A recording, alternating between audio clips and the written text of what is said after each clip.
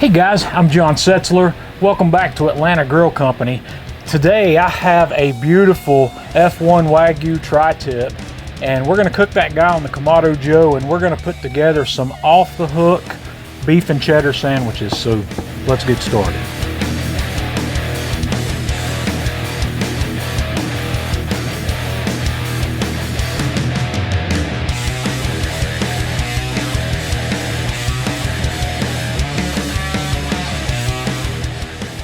We're going to get this project started with this beautiful 2-pound Wagyu tri-tip that I picked up, and I'm going to do just like I always do. We're going to season this guy ahead of time with some of the Atlanta Grill Company Himalayan Sherpa. I'm going to shake some of that on the top side of this meat. I'm just going to kind of pat it in a little bit. I'm going to flip it, and we're going to hit the back side.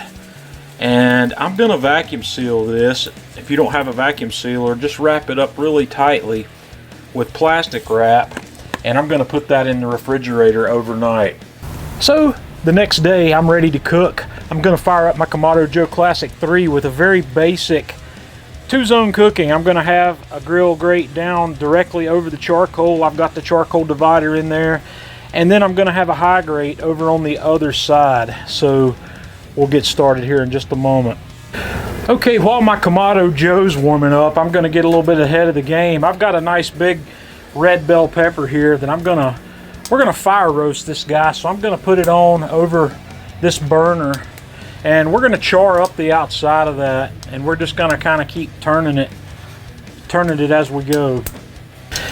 And as this guy's roasting, I just kind of like to keep turning it. And what we're trying to do is we're going to char up the skin on that until we get all of that skin blackened up nicely.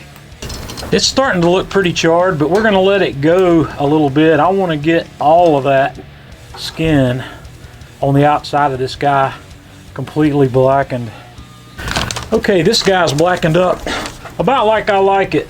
It's nice and black all the way around. So I'm going to put this guy in a paper bag, and I'm going to turn my burner off, and I'm just going to fold this paper bag up on itself, set this guy aside, and it's going to kind of steam in there while we're getting everything else ready to go. All right, I've got our charcoal nice and hot, so I've taken that tri-tip that we put in the refrigerator to marinate out, and I'm going to set this guy in here, and we're going to start getting some char on that. We're going to just do this segment with the lid open, and we're going to turn this every couple of minutes until we're happy with what it looks like. Okay, we've been going for a couple of minutes here, so I'm gonna give this guy a flip and let it go for a couple of more minutes, and we're probably gonna flip it again here in just a little bit. Okay, we've had a couple more minutes here, so let's give this guy another flip, and we will be back again to flip that probably one more time. Okay, and we'll go one more flip here. That's starting to look really nice. How about that? So we'll be back in just a couple of minutes to move this off to the indirect side.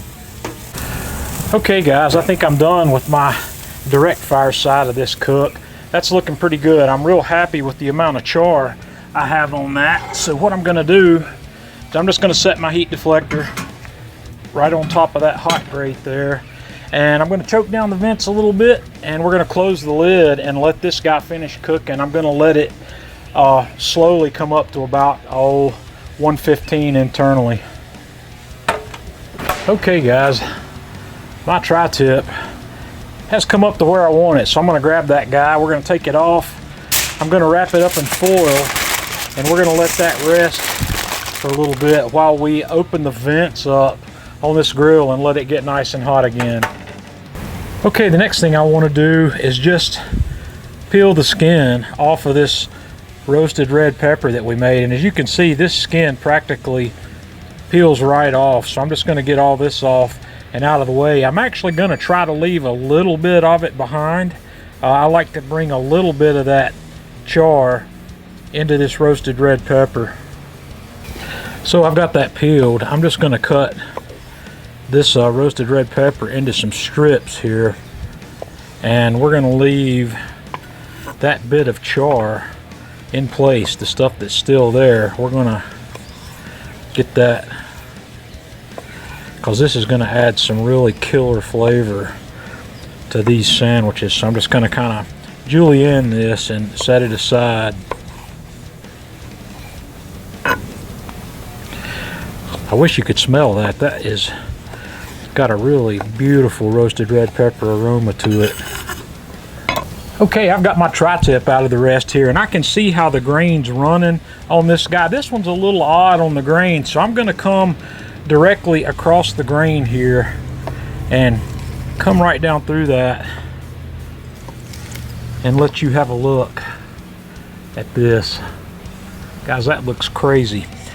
This is a F1 Wagyu tri-tip. So what I'm going to do is create some slices of this that we're going to use to make our sandwiches with.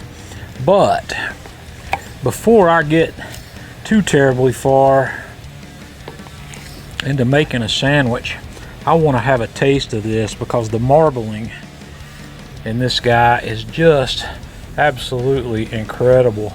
And as for tender, man, that guy's just doubling over here. Let's have a taste. Oh yeah, man, that is crazy. So let me get this sliced up. Okay, now I'm going to get started putting my sandwiches together. We're going to lay on a little bit of this tri-tip on the bottom sides of a couple of these buns. Just about like that. I think that looks pretty good. Then we're going to come on here with some of this roasted red pepper. Guys, when I make sandwiches, I try to make serious sandwiches, so this is where we are. That looks pretty good to me, and it would not be a beef and cheddar without some cheddar. So I'm going to put some of this shredded cheddar on here, and then we're going to set that back on the grill long enough to melt that cheddar. And one other little thing I want to do before I go to the grill is I'm going to shake on a little bit of this Atlanta Grill Company Argentina steak seasoning to get some of the herb blends that comes with that guy onto these sandwiches. Okay, so we'll pop the grill open, set this guy over here on the indirect side, close the lid, and give that just a couple of minutes to melt that cheese. And after just a couple of minutes back on the Kamado Joe, I've got that cheese melted and we're ready to finish these guys up.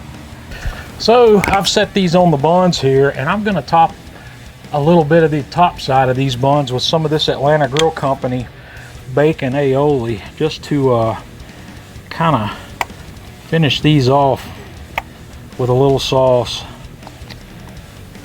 This aioli is so chunky, you kind of have to get it going here. So there we go. And I'm gonna just take the back side of my knife, spread that out on that sandwich top, and guys, we're gonna finish these off. I want you to have a look at these sandwiches. That's crazy. All right, guys, I'm gonna have to break into one of these before the flies get them all. Man, that's crazy. That's a man cave sandwich. So, well, I got more than I wanted. Man, that's crazy. That flavor is off the hook. That tri-tip, those roasted red peppers.